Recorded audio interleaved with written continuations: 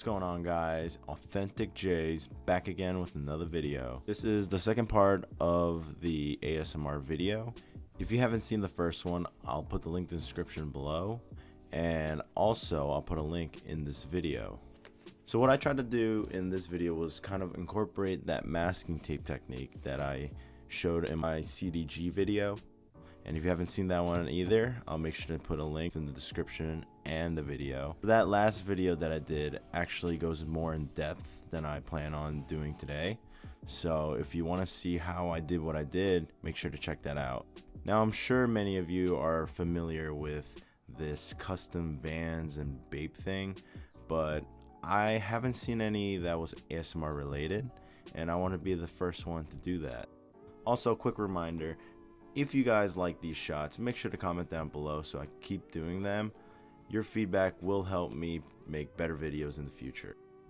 Also, don't be afraid to tell me that maybe I'm talking too loud, maybe I'm talking too low, or I'm not talking enough, or maybe I digress too much. I need the criticism to help me be a better narrator, I guess. But anyway, back to the video. So as you can see, I covered the shoe in masking tape. Some would argue that I taped it too much, but I'm here to tell you that I did tape it too much. It was one of the mistakes that I've learned. I mean, if you guys don't know, I'm learning every day, and this is one I do admit that I did learn a lesson. But that's why I'm making this video, so I can tell you guys some of the mistakes that I've made, so you guys don't make the same mistakes. Now, the real mistake was I taped the Nbhd material, and tape and Nbhd do not go well together, I can tell you that. Well, now that you know, hopefully you won't make the same mistake that I did. But back to the painting. I started off by painting the background of the shoe gray, because you can start off with white, but because the Vans is such a dark color, it's gonna need a lot more layers of white to make it really solid white. So by starting off with gray and gradually making it white, you can save yourself some layers and a lot of paint. And I know these paints aren't cheap, so this is definitely a tip that I do recommend. As you can see, I started off with a darker gray, then I gradually made it lighter, and eventually I started using white. And in case some of you guys are wondering and haven't seen my last video as to why I'm using a heat gun, it's because the 2-soft that I'm using that I mix with the paint requires you to apply heat to heat set the paint.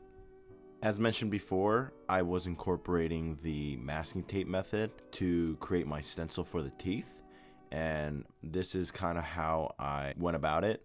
I got the teeth online from Google, and I traced it from my computer screen and just transferred it using the tape. Now, I know you guys are ready for mistake number 2. The second mistake was using this marker. At the time while I was recording this, I was like, hey man, I should use a pencil. But I'm like, I can't see the pencil as well as a marker, so I went ahead and used the marker, and it sucked. But I'm gonna touch more on this mistake when I am talking about applying the finish. As you can see, I didn't finish those teeth, but go ahead and freeball those teeth. It's only 2 or 3 spikes that you need to do.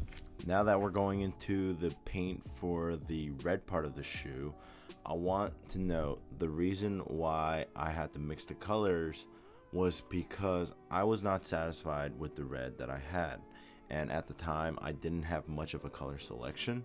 So I looked online, saw what colors made a brighter red, and they recommended orange and white.